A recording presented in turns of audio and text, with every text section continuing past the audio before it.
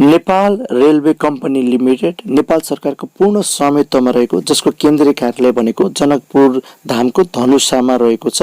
त्यसले भने आफ्नो लागि करारमा करिब 129 जना भन्दा बढी चाहिँ का लागि करार सेवामा कर्मचारी माग गरेको छ, जसले चाहिँ मिति 2017 साल 5 महिना 29 गतेका दिन प्रथम प्रकाशन गरी यो विज्ञापन माग गरेको र 15 दिने विज्ञापन माग गरेको छ। 15 दिनमा चाहिँ आवेदन भर्नका लागि चाहिँ आह्वान गरेको। तपाईले यसमा के गर्नुपर्छ, कसरी तपाईले फर्म भर्न सक्नुहुन्छ, फर्म कहाँबाट ल्याउन सक्नुहुन्छ र फर्म भर्नका लागि के प्रक्रिया अपनाउन सक्नुहुन्छ भन्ने बारेमा यो भिडियोमा चर्चा गर्नेछु।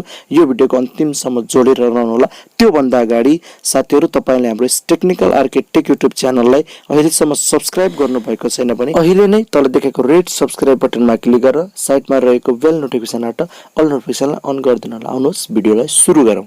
यहाँ तपाईले देख्न सक्नुहुन्छ, यहाँ नेपाल रेलवे कम्पनी लिमिटेडले चाहिँ करार सेवामा चाहिँ कर्मचारी माग गरेको छ, जुन 2077 5 महिना 29 गते चाहिँ विज्ञापन माग गरेको छ भने यसलाई 15 दिनमा तपाईले विज्ञापन भर्न पर्ने हुन्छ र यसका लागि तपाईले चाहिँ यो नेपाल रेलवेको nepalrailway.org मा गएर तपाईले एप्लिकेशन्स लिंकमा क्लिक गरेर त्यहाँबाट अनलाइन फर्म भर्न सक्नुहुन्छ।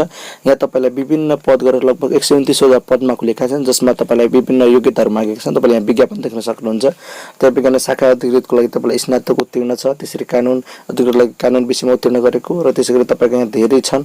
यहाँ चाहिँ यो पदहरू रहेका छन्, स्तर रहेका छन्। जस्तै सहायक स्टेसन मास्टरका लागि तपाईले चाहिँ कक्षा 12 वर्ष उत्तीर्ण गरे पनि पुगिहाल्छ। त्यसैगरी तपाईले लेखापालका लागि भने तपाईले व्यवस्थापन विषयमा 12 कक्षा पास गरेको हुनुपर्ने छ र यसका लागि तपाईलाई चाहिँ 2 जना विज्ञापन मागेको छ। कम्प्युटर अपरेटरमा तपाईले कम्प्युटर विषय लिएर 12 कक्षा उत्तीर्ण वा 12 कक्षा वा सोसर उत्तीर्ण गरी कम्प्युटर सम्बन्धी तालिम प्राप्त। अनि यहाँ त्यसै गरी तपाईलाई क्यासियर भन्ने छ। क्यासियरमा चाहिँ सहायक चौथो त हो, यसमा लेखा भनेको छ। एकजना एसएलसी वा एसएलसीमा कम्तीमा जीपीए 2 ल्याएको वा सोसर भनेको छ। यहाँ एसएलसी का लागि पनि छ र तपाईले त्यसैगरी तपाईलाई यहाँ छ अन्य पनि छ, रेल प्रशासन लगायतका धेरै कुराहरू छन् जसमा तपाईले यहाँ देख्न सक्नुहुन्छ। यहाँ भिडियो धेरै लामो हुने भएकाले मैले तपाईलाई व्याख्या गर्न चाहिन। तपाईलाई यो चाहिँ विज्ञापनको डाउनलोड लिंक मैले वेबसाइटमा यो हाम्रो युट्युब च्यानलमा राखिदिन्छु, तर डिस्क्रिप्सन तपाईले त्यहाँबाट डाउनलोड गर्न सक्नुहुन्छ। अब कुरा गरौँ यहाँ चाहिँ उमेर भनेको तपाईलाई चाहिँ अधिकृत स्तरको लागि 21 वर्ष र सहायक स्तरको पदको लागि तपाईलाई 18 वर्ष पुगेको हुनुपर्ने छ भने 35 वर्ष ननागेको हुनुपर्ने छ भने महिलाको हकमा 40 वर्ष उमेर सम्मत गरिएको छ भने नेपाल रेलवे कम्पनी लिमिटेडको पूर्व कर्मचारीको हकमा पनि 55 वर्षसम्म ननागेको हुनुपर्ने हो। त्यसैले तपाईले आवेदनका लागि www.nepalrailway.org मा अनलाइन उपलब्ध हुनेछ। तपाईले त्यहाँबाट चाहिँ भर्न सक्नुहुन्छ। दरखास्त दिने अन्तिम मिति भनेको तपाईको 2077 साल असोज चाहिँ 12 गतेसम्म कार्यालय समयभित्र हुनेछ। त्यसैले दरखास्त दस्तुर भने तपाईले अधिकृत स्तरको लागि प्रत्येक विज्ञापनका लागि रु 1000 रुपैयाँ, सहायक स्तरको प्रत्येक विज्ञापनका लागि रु 400 र श्रेणीविहीन स्तरको प्रत्येक विज्ञापनका लागि रु 300 रुपैयाँ चाहिँ दरखास्त दस्तुर लाग्नेछ। तपाईलाई भने दस्तुर जम्मा गर्ने ब्याङ्क र खाता नम्बर भनेको तपाईको नेपाल रेलवे कम्पनी लिमिटेडको नाममा एभरेस्ट ब्याङ्क लिमिटेडमा रहेको खाता नम्बर चाहिँ 013010520145 मा चाहिँ रकम जम्मा गरेर तपाईले त्यो भोचरलाई पनि पठाउनु पर्ने हुन्छ।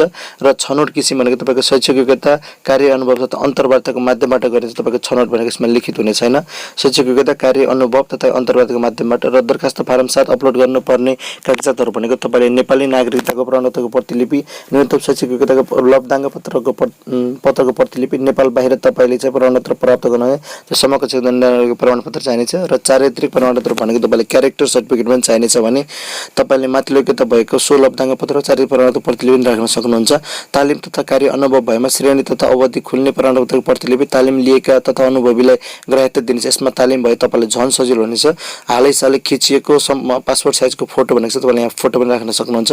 सेवा सुविधा भने मासिक पारिश्रमिक नेपाल सरकारले नियम अनुसार कम्पनीबाट तोकिए पनि हुनेछ। कार्य विवरण कम्पनीबाट तोकिए पनि हुनेछ भने पदावधि भने करार अवधिमा एक पटकमा बढीमा 6 महिना कायम रहनेछ। साथै उल्लेखित पदहरूमा लोकसेवा आयोगले लिने खुल्ला प्रतियोगिता बाहेक स्थायी नियुक्ति हुने छैन भनेको छ। दरखास्त फारम सिधै नबुझिने व्यवस्था गरेको छ, अर्थात् अनलाइनबाट बुझाउनु पर्ने हुन्छ।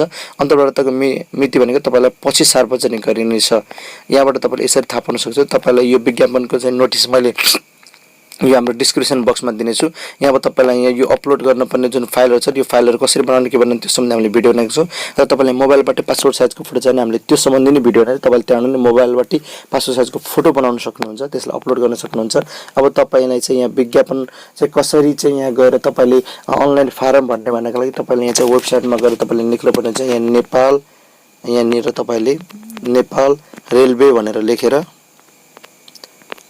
तपाईले लेख्नु होला नेपाल चाहिँ यहाँ रेलवे गरेर nepalrailway.org गर्नु होला। त्यो गरिसकेपछि तपाईलाई यो वेबसाइट खोल्नेछ। वेबसाइटको चाहिँ अहिले स्क्रल गर्दै तल आउनु होला। यहाँ तपाईलाई भनिन्छ नेपाल रेलवे कम्पनीमा यहाँहरुलाई स्वागत गर्छ भन्ने। यहाँ कर्मचारी भर्ना प्रक्रियाको लागि नयाँ खाता सिर्जना गर्न साइन अप गर्नुहोस् अथवा लगइन गर्नुहोस्। तपाईको पुरानो खाता यहाँ निवेदन भर्नलाई तपाईले यहाँ निवेदनमा क्लिक गर्नु होला। निवेदनमा क्लिक गरिसकेपछि तपाईलाई यहाँ चाहिँ निवेदन खुल्नेछ। यहाँ निवेदन खुल्छ। यहाँ तपाईले लगइन तपाईको आइडी पहिला भनेपछि तपाईले लगइन गर्नु होला। या तपाई नयाँ युजर हुनुहुन्छ तपाईले यहाँ तल दिएको छ नयाँ खाता सिर्जना यहाँ क्लिक गरिदिनु होला। नयाँ खाता सिर्जना गरिदिनुस् भनेको ठाउँमा अब यहाँ तपाईले नयाँ खाता सिर्जना गरिदिएको भन्ने ठाउँमा गरे नि तपाईलाई यहाँ नयाँ खाता सिर्जना गर्न भन्छ। जसमा तपाईले आफ्नो पुरा नाम इमेल फोन नम्बर पासपोर्ट र पासपोर्ट पुनः प्रयोग गर्नुहुन्छ र यहाँ रजिस्टर गर्नुपर्छ। र चाहिँ तपाईले यहाँ नयाँ आइडी पान्छ। तपाईले त्यसरी यहाँ खाता खोल्न सक्नुहुन्छ। र पुरै फारम कसरी भर्ने भन्न चाहनुहुन्छ हामीलाई कमेन्ट गर्नु होला। हामी तपाईलाई कमेन्ट गर्नेछौँ। फाइलहरु कसरी बनाउने चाहिँ साइजहरु कसरी मिलाउने भन्ने चाहनुहुन्छ त्यसरी बनाउँछौँ।